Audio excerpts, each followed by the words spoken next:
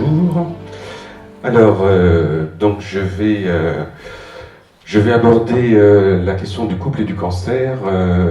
Je me présente très rapidement. Je suis psychanalyste et sexothérapeute. Donc je vais me baser pour cet exposé sur à la fois mon travail de thérapeute, ce que j'entends auprès de mes patients, de mes patientes et aussi des couples qui viennent me voir. Et puis également, je me suis basé sur une étude qui a été faite par les psycho-oncologues de Curie sur le couple et le cancer, donc étude qui date de 2011. Alors, je vais poser quelques bases de ce que j'ai pu rencontrer, analyser, et puis, vu le sujet, je laisserai quand même une place relativement importante à l'interactivité, si je suppose que c'est un sujet qui emmènera un certain nombre de questions de votre part. Alors, la première chose, c'est que qu'est-ce qui se passe quand il y a l'intrusion de la maladie dans le couple ? C'est-à-dire à partir du moment où l'un des deux est déclaré comme étant malade, qu'est-ce que ça produit dans le couple ? Quel que soit ce qui se passait dans le couple, quelle que soit la manière dont le couple vivait, dont le couple était en relation, quelle que soit l'histoire du couple, ce que l'on peut remarquer, c'est qu'il y a évidemment des modifications, mais aussi des tensions dans le couple. Les modifications vont se porter sur les modes relationnels. On ne va plus être en relation de la même manière, on ne va plus se parler de la même manière, on ne va plus se voir de la même manière. Et les tensions sont à la fois des tensions conscientes que l'on peut repérer, que l'on peut voir, dont on peut parler, mais aussi, et ça j'y reviendrai un petit peu tout à l'heure, des tensions inconscientes.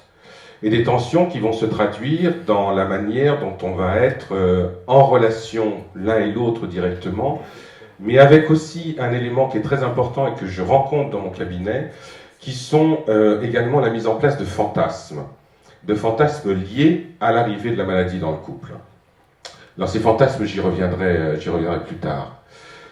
Ce qu'on peut remarquer, c'est que bien souvent, il y a une culpabilité qui se met en place chez la personne qui est malade. Elle se sent coupable, comme si elle portait en elle le germe d'une difficulté dans le couple, qu'elle portait en elle également le germe d'une rupture à l'intérieur du couple, comme si l'arrivée de la maladie entraînait l'idée que c'est le couple qui était atteint du cancer, et non pas la personne. C'est-à-dire que, et ça je l'ai entendu bien souvent, des hommes ou des femmes qui disent « j'ai un cancer et mon cancer c'est le cancer du couple ». Et que donc, ils vont généraliser leur cancer au sein de la relation, et non plus un cancer qui les concerne eux dans leur propre histoire et dans leur propre vie. Mais aussi le fait que de l'autre côté, le conjoint va se sentir impuissant face à la maladie.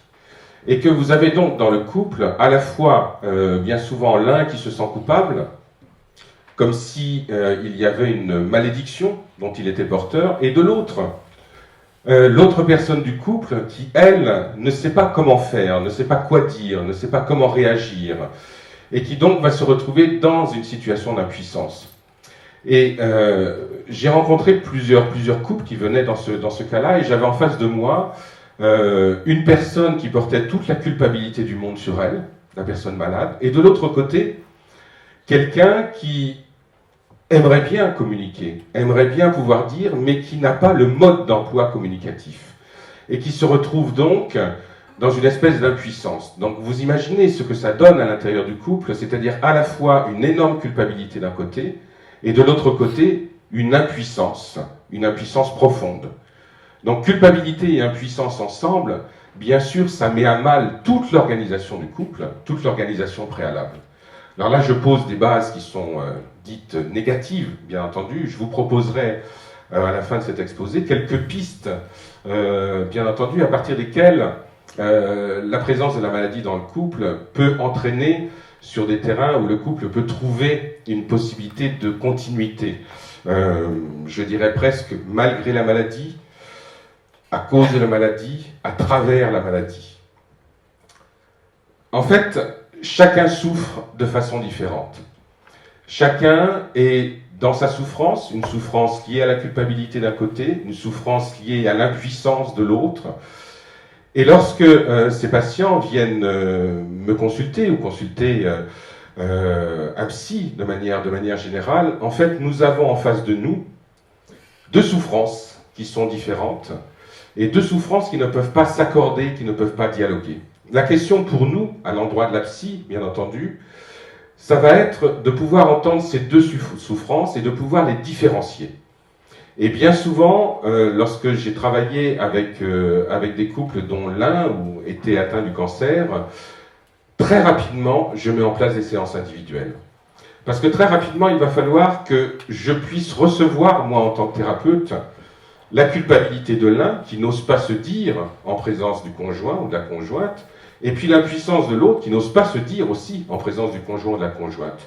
De manière à ce que je devienne, moi, dépositaire de ces deux souffrances différenciées, et que je sois l'intermédiaire et le médiateur pour pouvoir renvoyer à ces couples le fait que chacun souffre et que parfois l'autre ne sait pas qu'il y a souffrance et ne sait pas comment cette souffrance elle s'organise. Donc il y a une clarification à mettre en place par rapport aux deux souffrances différenciées. Alors, la question, bien entendu, ça va être la question du dialogue, la question des dialogues à l'intérieur du couple. Le dialogue, comme vous l'avez compris, est difficile. Mais je vais ouvrir une petite parenthèse, le dialogue est difficile dans le couple, de façon générale. La maladie ne fait que renforcer la difficulté du dialogue. Vous savez, ce que je peux partager avec vous, c'est quand même, ça fait 25 ans que je consulte, et le fait que les couples qui viennent me voir, la plupart du temps, en tant que psychanalyste et sexothérapeute, ils viennent me voir, 80% des couples consultent pour une absence de désir. C'est la raison pour laquelle les couples consultent un thérapeute. Donc, absence de désir, ça laisse entendre que vous avez des couples, et ça va bien entendu tout ça s'intensifier avec l'arrivée du cancer. Vous avez des couples qui tout d'un coup sont en face de moi et qui disent on ne comprend pas, on s'aime, mais on ne se désire plus. Et effectivement, il y a de l'amour, c'est évident qu'il y a de l'amour entre eux. Donc c'est comment pouvoir faire en sorte qu'amour et désir, de nouveau, puissent cohabiter ensemble. Et lorsque je travaille avec les couples, ils sont dans mon cabinet, ils sont dans un espace où tout peut s'entendre, tout peut se dire, tout peut se recevoir. Je ne suis pas une place de jugement, je suis une place de thérapeute. Et bien souvent, les couples me disent « C'est génial de venir chez vous parce qu'enfin on peut parler ». C'est-à-dire qu'en fait, les couples ne parlent que lorsqu'ils sont dans mon cabinet. Je reçois en général en thérapie de couple les couples tous les 15 jours. Et quand je fais une séance, où souvent la parole se délie, où quelque chose se dit qui n'a pas pu se dire autrement, quelque chose s'exprime qu'on avait gardé, donc si je reviens en cancer, l'impuissance d'un côté, la douleur, l'incapacité, quand tout d'un coup ça se dit au sein de mon cabinet, je suis encore, même après 25 ans, dans la naïveté de penser qu'il y a un déclencheur et que le dialogue va continuer. Et quand je revois le couple 15 jours après, les couples souvent me disent, alors ce qu'il faut que je vous dise, c'est que mon cabinet est au 4e étage d'un immeuble et tout en bas, il y a une pizzeria. Et en général, les couples, je les reçois le soir, bien souvent, parce qu'ils travaillent. Et la plupart du temps, ils font la séance et hop, ils vont à la pizzeria et ils continuent la séance ensemble. Donc c'est ce qu'ils me racontent. La seule chose, c'est que le lendemain, il n'y a pas la séance, il n'y a pas la pizzeria. Le couple se retrouve ensemble et que le dialogue se termine. Et que depuis 25 ans, j'entends régulièrement les couples me dire « on ne parle de nous, de notre intimité, de nos difficultés que dans votre cabinet ». Et je n'ai pas encore trouvé la solution pour pouvoir aider les couples à ranimer cette possibilité d'un dialogue qui soit un dialogue du partage intime. Alors, je vous parlerai un petit peu de sexualité tout à l'heure, mais ce qui est très étonnant, c'est que nous sommes dans une société qui est ultra sexualisée. Il y a de la sexualité partout, dans tous les magazines, sur tous les murs et tout ça. Et dans le sein de l'intimité du couple, c'est la discussion la plus difficile. Bien entendu, on parle de sexualité entre la poire et le fromage, c'est des blagues graveleuses et tout ça, ça pose aucun problème. Ou alors, on parle de sexualité de façon dramatique. C'est toujours la scène 3 de l'acte 4. Donc, mais parler de sexualité de manière simple, directe, naturelle, ludique, c'est quelque chose qui n'existe quasiment pas dans le couple contemporain. Alors, à plus forte raison, s'il y a une communication à mettre en place par rapport à quelque chose qui peut être ressenti d'aussi terrible, d'aussi invalidant que l'arrivée du cancer dans le couple. Donc ce que je veux souligner par là, c'est que non seulement il n'y a pas de dialogue et de communication dans le couple, mais qu'en plus de ça, l'arrivée du cancer va augmenter ce déficit. Alors quand je dis qu'il n'y a pas de communication dans le couple, c'est faux. Il y a toujours de la communication dans le couple. Toujours. Le silence, c'est de la communication. Le problème, c'est que les couples communiquent mal. Ils communiquent toujours, mais ils ne communiquent pas forcément bien. Et lorsque le cancer arrive, ce déficit de communication risque de s'amplifier. Et donc souvent, vous avez des couples qui deviennent des couples mutiques, où la parole ne circule plus, où il y a une espèce de prise de position de l'un et de l'autre, comme si la maladie entraînait l'assèchement de la possibilité de parler.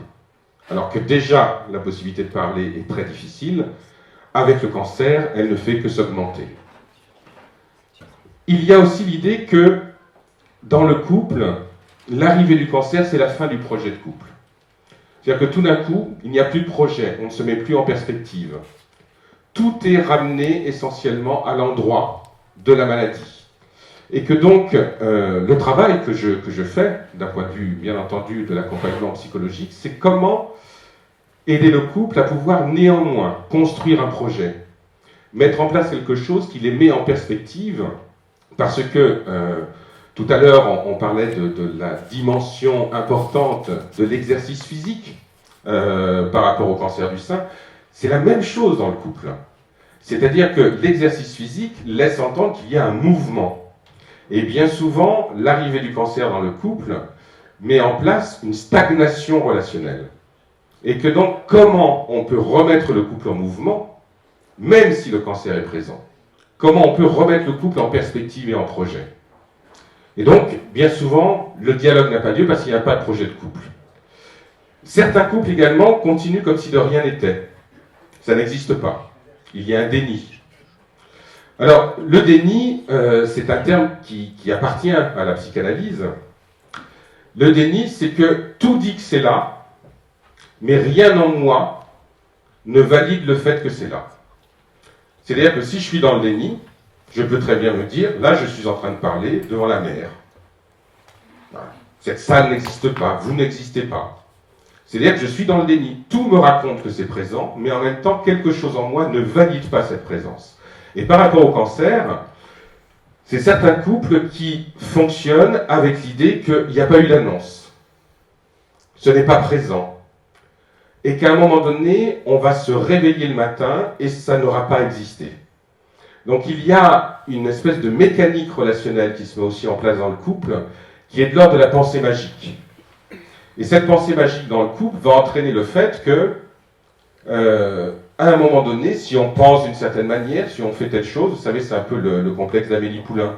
Hein, c'est-à-dire que si je mets tant de temps à traverser la rue, de toute manière, il va se passer telle chose. Et souvent, certains couples se mettent dans cette pensée magique, c'est-à-dire ça n'existe pas. Et donc si je vais faire telle chose de telle manière, l'annonce du cancer n'aura jamais existé. Donc les couples certains couples, bien entendu, c'est pas tous, certains couples vont s'installer dans un système qui est un système de déni, et qui est un système très particulier, qui lorsqu'on le pousse à l'excès, entraîne des pathologies psychologiques très précises et voire très invalidantes. Autre élément, d'autres couples ont bien entendu une difficulté à garder un équilibre relationnel. C'est-à-dire que l'arrivée de la maladie est considérée comme la fin du couple. Donc du coup, le couple va se mettre en difficulté relationnelle. Bien souvent, il va y avoir relation extra-conjugale, comme si l'arrivée de la maladie évacuait la possibilité de la continuité de la relation du couple. Et puis, bien entendu, certains sont amenés à rompre, comme si la maladie racontait en elle-même, comme si le cancer en lui-même, finalement, n'était pas la maladie de l'un, mais était la maladie du lien. Et on passe d'une maladie vécue par une personne qui va, c'est ce que je disais un petit peu tout à l'heure, être un envahissement sur le lien conjugal, sur le lien qu'il y a entre deux personnes. Donc on va rencontrer tous ces éléments-là, hein, bien entendu, qui se font à des degrés différents, dans des couples différents, bien entendu.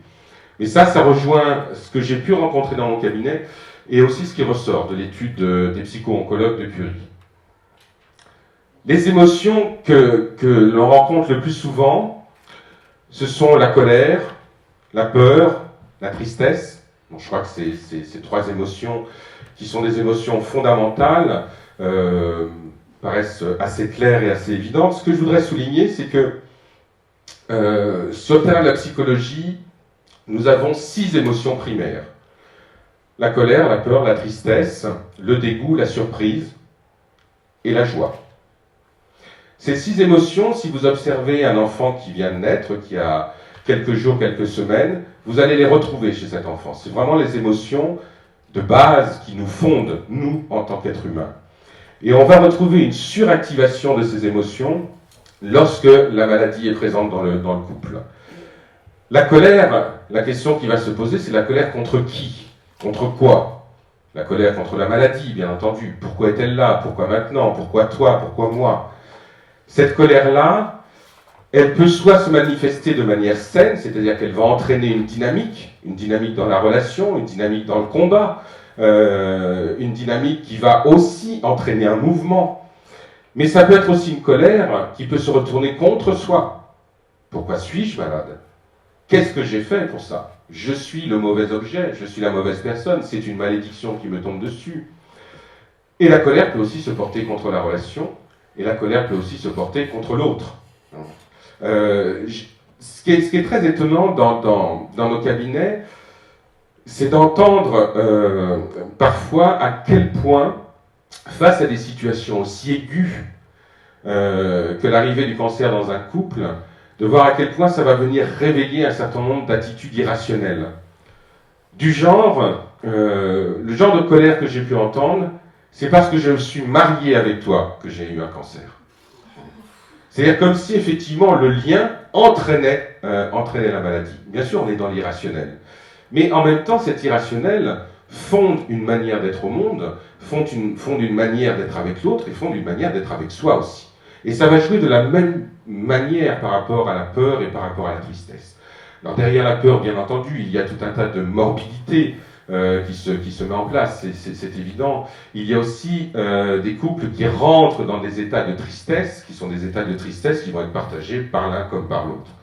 Ces 3 émotions sont les émotions que l'on retrouve le plus souvent. Alors bien entendu, j'ai parlé de la joie en dernier, parce que c'est comment on peut entraîner le couple, en tout cas dans le travail qui est le mien, comment on peut amener le couple à néanmoins, malgré la présence de la maladie, amener le couple à recontacter cette notion de joie. Mais là où c'est difficile, c'est que la question c'est d'où partons-nous? C'est-à-dire que lorsqu'il va y avoir l'annonce du cancer dans le couple, c'est à quel couple ça arrive? Comment était le couple avant l'annonce de la maladie? Est-ce que ce couple avait déjà une facilité à vivre des instants joyeux partagés? Est-ce que le couple n'était pas déjà bâti sur une dimension de tristesse et sur une dimension de colère? Parce que là, la maladie peut intensifier ce qui était déjà présent auparavant. C'est-à-dire que si le lien du couple se faisait sur un ressentiment larvé, voire jamais dit, la maladie peut faire ressurgir ça. Donc la maladie peut être aussi un révélateur de ce qu'était le couple avant l'annonce. Et donc, mettre à mal le couple, bien entendu, je ne suis pas en train de dire que ça va détruire le couple, mais ça va le secouer de manière suffisamment forte pour que le couple puisse, au travers de la maladie et malgré la maladie, trouver le moyen, et ça c'est la solution pour que les couples perdurent, de faire en sorte d'être un nouveau couple. Les couples ne durent que parce qu'ils ne sont pas un couple, mais qu'ils sont des couples. C'est ça qui est important. Parce que si on n'arrive pas, lorsqu'on fait couple, à changer de modalité relationnelle au fur et à mesure qu'on avance dans une histoire l'un avec l'autre, le couple naturellement va mourir. Nous ne sommes pas les mêmes personnes dans un couple au bout de 5 ans, au bout de 10 ans, au bout de 15 ans, au bout de 20 ans, au bout de 25 ans. C'est-à-dire qu'à chaque fois, ça a bougé. Le couple est un mouvement perpétuel. La question, c'est comment bouge-t-on à deux? Et est-ce qu'on bouge au même rythme? Est-ce qu'on bouge de la même façon? Et comment avance-t-on à deux? Il n'y a pas de couple, le couple n'existe pas. Il n'y a que des couples. Et ça, bien entendu, l'arrivée du cancer ne fait qu'intensifier, là encore, cette dimension-là. Alors on va aborder quelques éléments concernant la sexualité, parce que bien entendu, ça va avoir une incidence sur la sexualité. Alors ça, c'est les statistiques, une partie des statistiques de Curie. Et donc, bon, j'ai juste les reciter. Donc c'est des statistiques qui ont surtout été faites après des cancers du sein. Alors 29% des femmes n'ont plus d'activité sexuelle après la maladie. Sur les 71 ayant une activité peu régulière à régulière, 58% expriment une altération du désir. 71% une altération de la capacité à atteindre l'orgasme, 20% une distance au sein du couple et 25% une peur des rapports sexuels chez leur partenaire. Donc, et 65% expriment ne pas avoir été suffisamment informés des effets du cancer et de ses traitements sur la sexualité. Donc il y a, semble-t-il, et ça j'entends régulièrement, un déficit au niveau de ce qui peut être dit, comment les patientes et les patients aussi peuvent être accompagnés sur le terrain de l'intime et sur les résurgences, les prégnances de la maladie par rapport à leur sexualité. Alors, les peurs inconscientes dont je parlais tout à l'heure et que j'ai rencontrées, alors quand je parle d'inconscient, bien entendu, c'est un terme auquel en psycho on est très vite habitué, mais l'inconscient c'est toujours très difficile à déterminer qu'est-ce que le conscient, qu'est-ce que l'inconscient. L'inconscient en fait, c'est ce qui arrive malgré nous. C'est nous avons un conscient qui voudrait que l'on fasse des choses, que l'on pense d'une certaine manière, que l'on ressente les choses d'une certaine manière. Et puis, bon, ça, je pense que j'ose espérer que vous l'avez vécu parce que ça rendra mes propos un peu plus clairs. C'est que nous avons aussi à l'intérieur de nous des instances, des pulsions, des éléments qui font que nous allons avoir des idées, des constructions, une manière de concevoir la réalité qui à certains moments va nous surprendre, va nous bousculer, va nous mettre dans des états qui ne sont pas des états habituels. Parfois, ces idées-là, nous avons tendance à les refouler, à les mettre de côté, mais en même temps, elles indiquent quelque chose de nous. La preuve fondamentale que nous avons à l'inconscient, vous allez la vivre cette nuit comme moi, vous allez rêver. Et le rêve est, comme disait Sigmund Freud, la voie royale vers l'inconscient. Nos rêves, c'est là où se situent nos fantasmes, c'est là où se situent, bien entendu, nos pulsions, c'est là où quelque chose qui nous échappe se dit de nous, malgré nous, bien entendu, puisque lorsque nous rêvons, nous n'avons plus le contrôle. Il y aurait peut-être sans aucun doute un travail, ça c'est plus sur un terrain psychologique à faire justement, y a-t-il des rêves spécifiques des personnes atteintes du cancer, à partir du moment où l'annonce a été faite? Je pense que oui, bien entendu, il ne peut pas en être autrement. Mais dans ce qu'il ressort, et ce que j'ai entendu, c'est-à-dire que bien souvent, il y a... alors ça, c'est ce que j'entends en séance individuelle. Un homme dont la femme est atteinte du cancer, une femme dont le mari est atteint du cancer, l'idée que le cancer est contagieux. Bien entendu, c'est une idée irrationnelle, mais c'est une idée qui va être présente dans la sexualité, et qui va affadir la sexualité, voire qui va la raréfier. Je ne peux pas avoir une rencontre sexuelle avec cette personne-là, elle est malade, donc il va y avoir une contagion, ou je ne peux pas avoir une relation sexuelle avec mon compagnon ou ma compagne, j'ai le cancer, donc je vais lui transmettre la maladie. Donc bien entendu, notre travail à nous, c'est de défaire cette idée, de défaire cette irrationalité, mais qui est présente et qui s'exprime. Il y a bien entendu une peur de la mort, et l'idée que lorsqu'on va être dans une dimension sexuelle, on va réactiver une morbidité, bien entendu, et puis l'idée de faire mal, l'idée de faire mal à l'autre. La sexualité, c'est nécessairement agressif, mais c'est une saine agressivité. C'est-à-dire que lorsqu'on a une relation sexuelle avec quelqu'un, il y a le désir d'envahir l'espace de l'autre, il y a le désir d'aller vers l'autre, bien entendu, il y a le désir de laisser l'autre venir vers soi, donc il y a une saine agressivité qui fait qu'on a envie de se frotter à la peau de l'autre. Et dans cette saine agressivité, ça n'exclut pas, je ne suis pas en train de ramener la sexualité sur un terrain purement animal, c'est pas du tout ça, c'est simplement que nous ne pouvons pas désirer si nous n'avons pas un minimum de pulsion sexuelle. Et d'ailleurs, lorsque les couples sont dans l'absence de désir, là ça c'est ma partie, c'est de remettre en place quelque chose qui soit un tant soit peu pulsionnel. Et la première pulsion sexuelle que nous avons, ça s'appelle, et ça on le rencontre dès notre plus jeune âge, ça s'appelle la curiosité. C'est parce que nous sommes curieux de l'autre que nous avons envie de faire l'amour avec lui.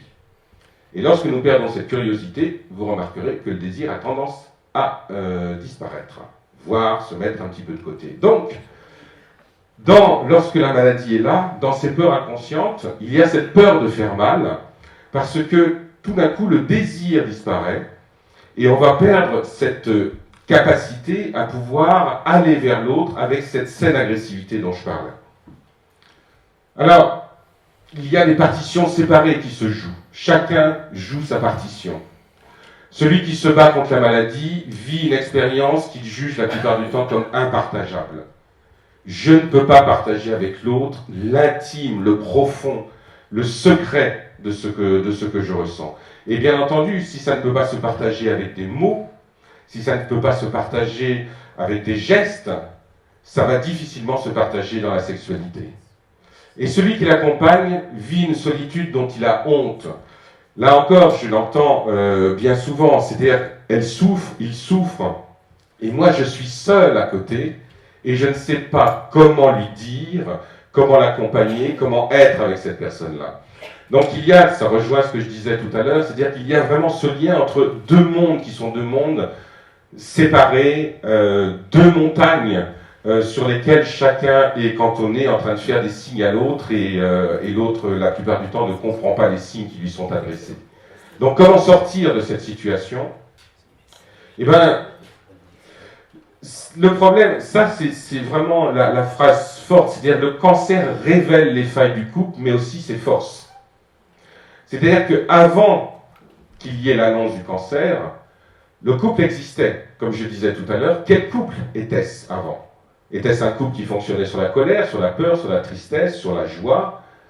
Mais en même temps, toutes les failles vont ressortir, mais toutes les forces également.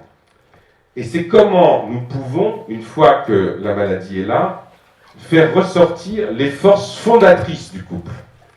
Et la plupart du temps, alors ça c'est le travail que je fais avec les couples, c'est de revenir à la mythologie du couple. C'est-à-dire que nous sommes en couple avec quelqu'un parce que nous avons un mythe interne. Nous rencontrons quelqu'un, non pas par hasard, c'est pas très romantique ce que je vais vous dire, il n'y a pas de coup de foudre, c'est simplement un choix d'inconscient à inconscient. Et lorsqu'on revient à la base, pourquoi c'était lui ? Pourquoi c'était elle ? Qu'est-ce que vous attendiez de cette relation ? Quel était votre mythe fondateur avec cette personne-là et pas avec une autre ? Et lorsqu'on revient à ce mythe fondateur, on remet en place ce sur quoi le couple inconsciemment s'est construit. Et c'est ça qu'il va falloir, c'est à cette dimension-là qu'il va falloir redonner de la force, de la puissance. Donc c'est quelle était la qualité de la relation avant le cancer ? Il faut aussi remettre, comme je disais tout à l'heure, le couple dans la capacité à se mettre en projet. Un couple, c'est du mouvement. Ce qui tue le couple, c'est la stagnation la plupart du temps. Et derrière la stagnation, il y a quelque chose qui est terrible, c'est l'ennui. Donc comment retrouver la curiosité dont je parlais tout à l'heure ? Comment sortir de cette dimension qui crée de l'ennui ? Comment sortir de la morbidité qui parfois peut être en lien avec l'annonce du cancer ? C'est-à-dire comment remettre le couple en projet ? Alors bien sûr, je n'ai pas de solution toute faite à vous amener là cet après-midi, c'est chaque couple qui va trouver sa propre solution, bien entendu. Il n'y a pas de solution universelle, il n'y a que des solutions qui sont des solutions de ce couple-là, et qui est forcément différent par rapport à un autre couple. Remettre en place un espace de dialogue permanent. Comme je le disais tout à l'heure, il y a un déficit de saine communication, et il y a tout simplement un déficit de parole de l'intime à l'intérieur de la plupart des couples. C'est pas simplement ce que moi j'entends dans mon cabinet, c'est aussi, il y a plein d'études qui ont été faites à ce niveau-là, c'est-à-dire parler de l'intime dans le couple, c'est quelque chose d'extrêmement difficile, d'extrêmement compliqué. On peut parler, vous savez, bien souvent, quand les couples viennent me voir, alors pas par rapport au cancer, pour une absence de désir, les couples naturellement disent, c'est vrai, c'est complètement idiot, mais on ne prend pas de temps pour nous. Donc, on va prendre du temps pour nous. D'accord? Qu'est-ce qui fait que vous ne preniez pas de temps pour vous? Ben, les enfants, les obligations professionnelles, les problèmes financiers, tout ça. Donc, on va prendre du temps pour nous. Tiens, on va aller un petit peu plus souvent au restaurant. On va aller un petit peu plus souvent ensemble, se promener ou autre. Le seul problème, c'est que quand les couples vont au restaurant, ils parlent des enfants. Donc du coup, ils se remettent dans la parentalité. Donc c'est comment sortir de la parentalité pour pouvoir revenir à une conjugalité. Et une conjugalité à l'intérieur duquel il y a, pour rester dans l'hétérosexualité, un homme et une femme qui sont aussi un amant et une amante. C'est cette fonction-là qu'il va falloir retrouver. Et donc, l'espace de dialogue permanent, c'est un espace de dialogue permanent où l'intime peut se dire, l'intime peut se partager.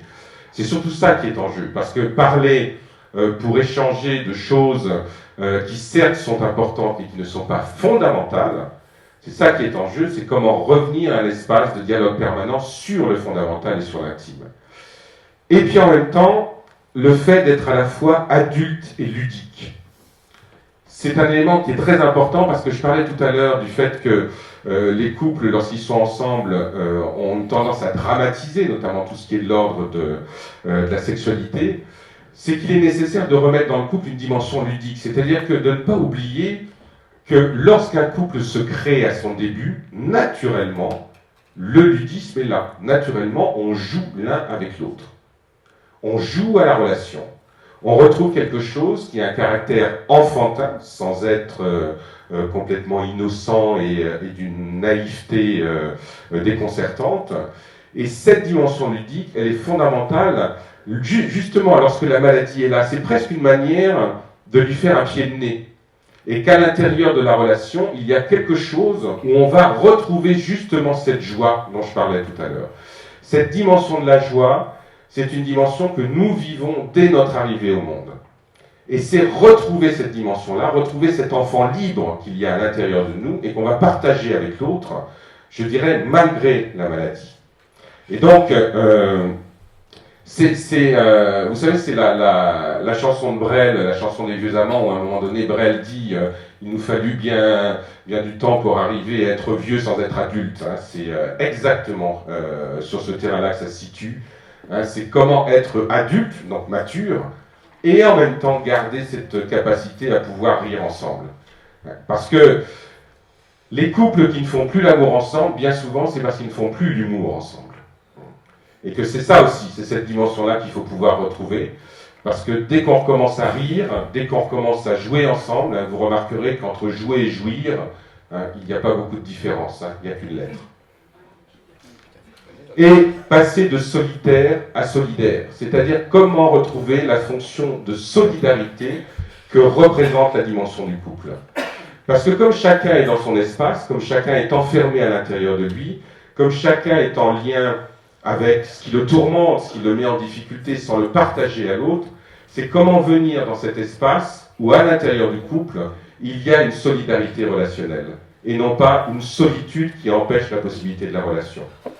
Donc c'est tous ces mouvements-là que nous on accompagne, mais ça donne des pistes aussi, me semble-t-il, même si elles sont générales, après il faut pouvoir les concrétiser, qui vont permettre au couple de pouvoir créer un nouveau couple, une nouvelle dynamique, une nouvelle mise en perspective, et qui va pouvoir aider à rentrer dans cette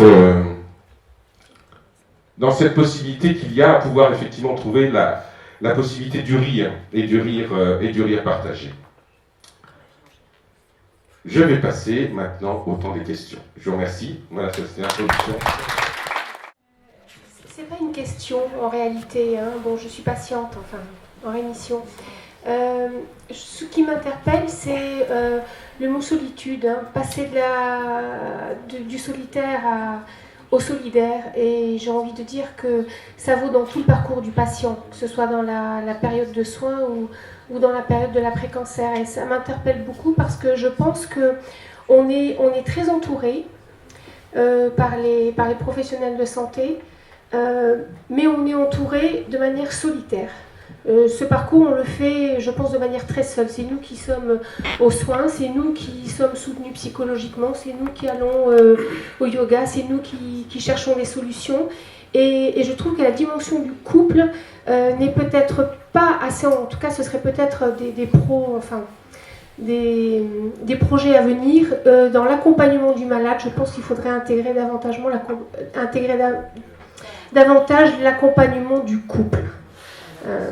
Pour des raisons, je dirais, de pratique quotidienne, souvent l'autre n'est pas là.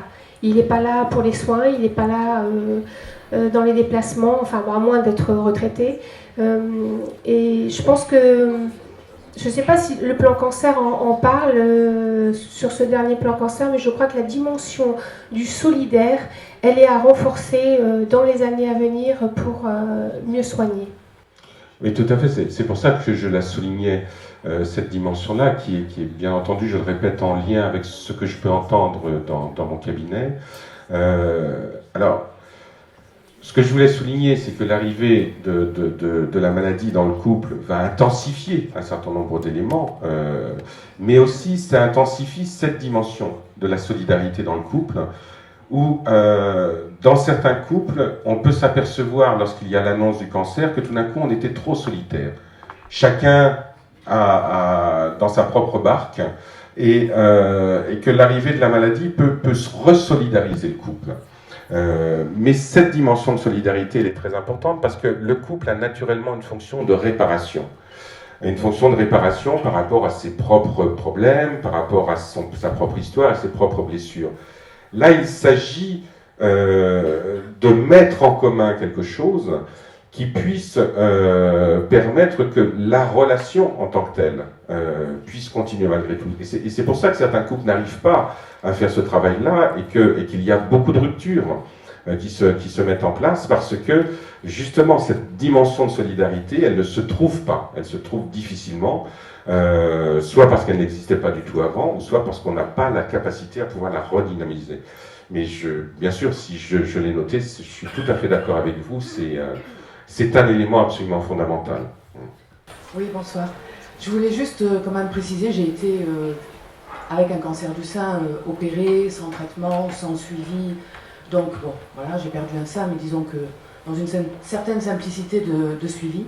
Mais malgré tout, dans le couple, je trouve que le moment où on apprend qu'on a un cancer du sein, c'est « Ah !» L'autre est pas... On est en zone... Enfin, excusez-moi, ça me trouble encore. L'autre ne peut pas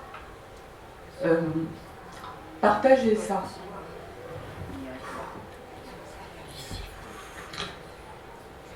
Excusez-moi, c'est pas et personnellement, vraiment cette impression d'avoir le cerveau en zone rouge et qui ne laisse pas de place à l'autre. Ça devient très très difficile. C'est pour ça que je disais qu'il y a des situations où c'est ressenti comme étant impartageable, effectivement, tout à fait. Je ne sais pas comment on peut allier les deux, c'est-à-dire être dans cette réception d'annonce et en même temps rester dans l'ouverture et Effectivement, je pense que la personne en face est impuissante, ça c'est sûr. Elle ne sait pas dire, mais en même temps, je trouve que en soi, on a difficilement cette capacité de rester ouverte, en ouverture, quand on apprend ça. Oui. On est dans l'urgence de trouver les solutions, de savoir ce qui va nous arriver, et c'est compliqué, je trouve. Enfin, voilà, c'est mon expérience. Après, certainement, d'autres le vivent différemment. Vous savez, ça rejoint beaucoup de choses que j'ai pu entendre. Là, je ne peux poser que des éléments qui sont très généraux, très abstraits.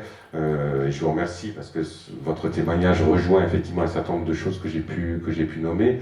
Mais je crois que l'une des pistes de solution, j'ai pas dit l'une des solutions, l'une des pistes de solution, c'est effectivement de pouvoir se mettre en mouvement pour recréer un autre couple. C'est-à-dire qu'on ne peut pas continuer à être le même couple.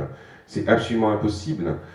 Sinon, c'est se mettre des œillères, faire comme si ça n'avait pas lieu, et comme je tentais de l'expliquer tout à l'heure, se mettre dans une espèce de pensée magique. C'est comment peut-on ensemble, recréer un autre couple. Alors c'est facile à poser, je sais très bien que c'est extrêmement difficile à faire, mais l'enjeu il est là. On ne peut plus être les mêmes. Ça ne veut pas dire que l'on est moins qu'avant, mais on est différent. On va vers autre chose automatiquement.